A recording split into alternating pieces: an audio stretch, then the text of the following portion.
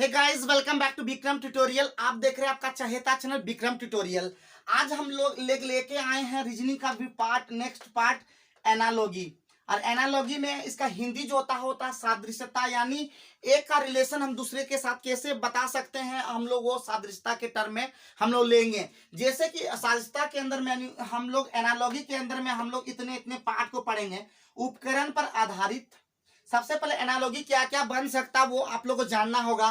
तो एनालॉजी बन सकता उपकरण पर आधारित। जैसे कि अगर हम बोले इस मैनोमीटर जो होता है वो आपका क्या मापता है, क्या मापता है आप लोग बताइए, क्या मापता है आप लोग ये बता सकते हैं। अगर वो ये मापता है तो हम जैसे ही बोलेंगे बैरोमीटर क्या मापता है, तो उसको कहते हैं उपकरण पर आधारित।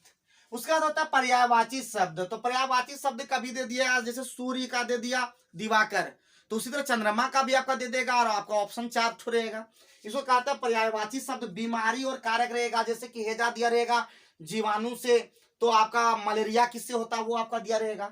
विलोम शब्द दिया रहेगा, तो उसी तरह नृत्य और राज्य दिया रहेगा। देश राजधानी संबंध रहेगा, देश और राष्ट्रीय प्रतीक रहेगा, देश और नदी रहेगा, देश और राष्ट्रीय खेल रहेगा, मात्रा एवं इकाई रहेगा। इसके अलावा भी बहुत सारे चीजें रह सकता है एनालॉजी के टर्म में। तो ये सब जानकारी आपको पता होना चाहिए। ये जानकारी अगर आपको पता होगा, ये जानकारी आपके पास होगा, तब आप एनालॉजी के क्वेश्चन को आप आसानी से एकदम एकदम सेकंड में आप बना सकते हैं, इतना बता देते हैं। और एनालॉजी जो होता है वो 3 तरीके से पूछा जाता है। सबसे पहला होता है आपका हिंदी में, ठीक है, क्या रहता है हिंदी में, दूसरा रहता है इंग्लिश में, और तीसरा रहता है नंबर में। हम तीनों को एक एक करके देखेंगे, और देखने के लिए आप लोग को फिर से बता देते हैं। इसको पहले मिटा लेते हैं, ठीक है, हाथ से मिटा दे रहे हैं। और इसका भी हम क्वेश्चन लेंगे, क्वेश्चन से समझा देंगे कि किस प्रकार से क्वेश्चन पूछा जा रहा है हिंदी, इंग्लिश और नंबर में। तो सबसे पहला हम क्वेश्चन ले लेते हैं। जैसे क्वेश्चन नंबर 1 हमारा दिख रहा है AZBY। पहला क्वेश्चन है आपका AZBY अनुपात दिया हुआ है DWEV। DWEV समानुपात आपका है नेक्स्ट में HSIR अनुपात वाट। आपका ऑप्शन भी दिया रहेगा, लेकिन हम बिना ऑप्शन का भी हम बताना चाहते हैं। तो सबसे पहले आप क्या देख रहे हैं कि ए का रिलेशन आपका ये भी देख रहे हैं, दूसरा तरह से बहुत तरह का देख सकते हैं, और दूसरा देख सकते हैं इस तरह से। देखिए ए का उल्टा जेड, बी का उल्टा वाई, डी का उल्टा डब्ल्यू, ई का उल्टा भी, उसी तरह एच का उल्टा एस, आई का उल्टा आर। लेकिन अब हमारा बात आता कि यहाँ किसी संबंध हम बनाएंगे। तो हम देखते हैं कि जैसे ही देखते हैं तो हमारा यहाँ पे डिस्टेंस कितना आता है। देखिए ए से बाद कितना आता है 3 का डिस्टेंस होता है। तो उसी तरह एच का 3 से हम आगे बढ़ेंगे तो 8 और 3 कितना, ये 8 हो गया, 8 3 11। 11 का क्या होता है जल्दी से बताएंगे, कमेंट करेंगे के। और के का उल्टा क्या होता है जल्दी बताएंगे, जल्दी के का उल्टा क्या होता है जल्दी से बताएंगे, कमेंट करेंगे, क्या बताएंगे। तो आप पढ़ेंगे पी के, तो यहाँ पे हो जाएगा के पी। और उसके बाद एच के बाद आई आया तुरंत, देखिए तुरंत डी ई आया। उसी तरह के बाद क्या हो जाएगा एल, और एल का क्या होता है तो आपको पता होगा एल का उल्टा हो, यानी के पी एल ओ इसका करेक्ट आंसर हो जाएगा। क्या हो जाएगा के पी एल ओ इसका करेक्ट आंसर हो जाएगा ऑप्शन नंबर सी। लेकिन ऑप्शन आपको हम नहीं दिए, तो आप ऑप्शन के जैसे ही देख करके आप लोग बना सकते हैं। तो पहला क्वेश्चन कैसा लगा जल्दी बताइए। और एकदम हम धीमे धीमे हर एक चैप्टर की ओर आगे बढ़ रहे हैं, यानी आप लोग को बता रीजनिंग के हर एक चैप्टर को हम छू रहे हैं।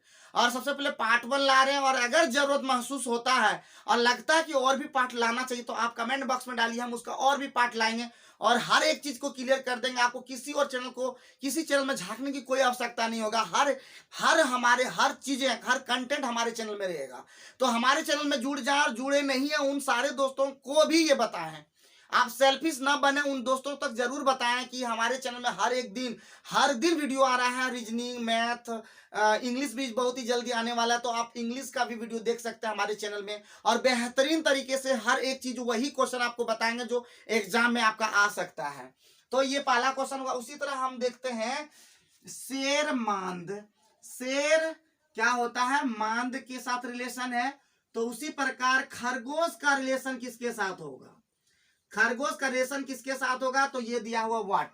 तो जिस प्रकार शेर मांद में रहता है उसी प्रकार खरगोश जो होता है वो क्या रहता है, बिल में रहता है।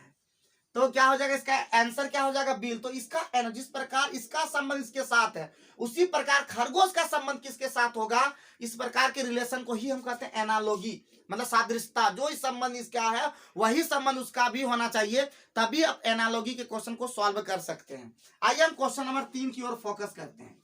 क्वेश्चन नंबर 3 में बोल रहा है, क्वेश्चन नंबर 3 में बोल रहा है m गुना n अनुपात 13 आपका है 13 दिया हुआ, m गुना n 13 गुना 14। तो बोल रहा है नेक्स्ट में क्या बोल रहा है आपका, बोल रहा है f गुना r कितना हो जाएगा।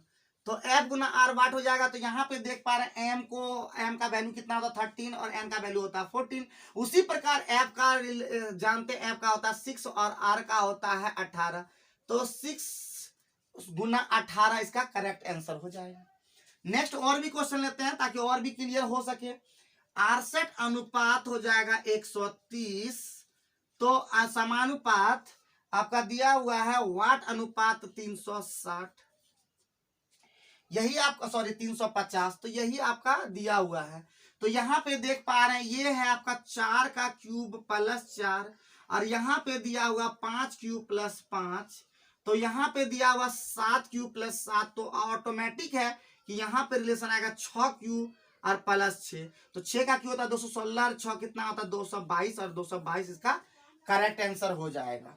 समझ पा रहे हैं ना। और भी चीजों को हम लेते हैं, और भी चीजें लेंगे तो इससे क्या होगा आपका क्लियर होता चला जाएगा। क्वेश्चन नंबर 5 हम नीचे लेते हैं। T/J अनुपात हो जाएगा आपका 2। तो समानुपात आपका x बटे h अनुपात वाट। तो यहाँ पे देख पा रहे हैं सॉरी x अनुपात क्या है आपका h। तो हो जाएगा क्या, तो यहाँ पे देख रहे हैं t का वैल्यू होता है 20 और j का वैल्यू होता है 10।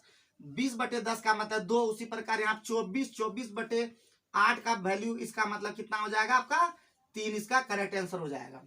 तो आप एनालॉगी के क्वेश्चन को समझ पा रहे होंगे, रिलेट कर पा रहे होंगे कि किस प्रकार से हम एनालॉगी के क्वेश्चनों को जल्द एकदम सेकंड में बना सकते हैं। आपका माइंड एकदम पूरा शार्प, क्योंकि कहता है रीजनिंग का मतलब होता है तर्क करना। और तर्क जब तक आपका तर्क सही नहीं होगा, आप तर्क नहीं करेंगे तो आप एनालॉगी के क्वेश्चन को क्या किसी भी क्वेश्चन को आप नहीं बना सकते हैं फास्ट में। तो रीजनिंग बहुत फास्ट होना चाहिए, वो तभी आप कर पाएंगे जब आप रिलेशन, आप किसी चीज को जीके जीएस इतना भी तगड़ा होगा तभी आप इसको कर पाएंगे। क्योंकि ये मान लेते हैं ये तो आसान है, ये नंबर के साथ खेलना तो आसान है, लेकिन आप जैसे शेर अनुमान में रहता है तो खरगोश आपको पता होना चाहिए खरगोश बिल में रहता है। तो जब तक आपको नॉलेज थोड़ा नहीं होगा तो आप इसको क्वेश्चन को एनालॉगी क्वेश्चन को नहीं बना सकते हैं, आप मिस्टेक कर सकते हैं। और भी क्वेश्चन हम ले लेते हैं ताकि आपको समझने में और भी दिक्कत ना हो। हम और भी क्वेश्चन लेते हैं। इन्फ्लुएंजा यानी क्वेश्चन नंबर 6 हम लेते हैं। इन्फ्लुएंजा अनुपात विषाणु, ठीक है। तो समानुपात दिया हुआ है आपका, दिया हुआ है टाइफाइड अनुपात वाट। तो टाइफाइड, तो यहाँ पे देख पा रहे हैं कि इन्फ्लुएंजा जो होता है विषाणु के कारण होता है। तो टाइफाइड जो होता है वो किसके कारण होगा, तो टाइफाइड होता है जीवाणु के कारण। तो अगर आपको पता रहेगा कि टाइफाइड किसके द्वारा होता तभी आप ये टिक कर पाएंगे। तो इतना आसान नहीं समझेंगे, इस सारे क्वेश्चन को इतना आसान नहीं समझेंगे। बहुत तरह के क्वेश्चन पूछा जा सकता है, हर तरह से पूछा जा सकता है। और भी हम एक क्वेश्चन ले लेते हैं। आप क्वेश्चन नंबर 7, CE अनुपात आपका दिया हुआ 70। तो समानुपात आपका क्वेश्चन है D अनुपात वाट हो जाएगा, D अनुपात वाट। तो आप देखिए यहाँ पे C का मान कितना होता 3, E का मान 35। तो 35 गुना 2 किया गया तब आपका 70 होगा। इसी पर D कितना होता है आपको पता होगा 4, E कितना 45। तो इसका गुना 2 कर देंगे तो यहाँ पे कितना आंसर होगा 90। तो कहने का मेरा ये तात्पर्य है कि एनालॉगी के क्वेश्चन तभी आप बना पाएंगे जब आप जीके जीएस और साथ ही साथ मैथमेटिक्स मतलब क्या बोलते हैं नंबर के साथ खेल सकते हैं। और रीजनिंग के लिए मतलब आपको सबसे पहले ए से लेकर जेड तक आपको पता होना चाहिए, सीधा उल्टा। तो ये सारे चीजों को जानने के बाद आपको कोडिंग डिकोडिंग एनालॉगी आपका नेक्स्ट क्लासिफिकेशन, ये सारे 3 चैप्टर जो है इसी पे डिपेंड करता है। तो आप लोग प्लीज ए से लेकर जेड तक उल्टा और सीधा दोनों याद कर लेंगे, जिससे कि आप लोग को कोई भी परेशानी मतलब सेकंड में आंसर बना सकेंगे।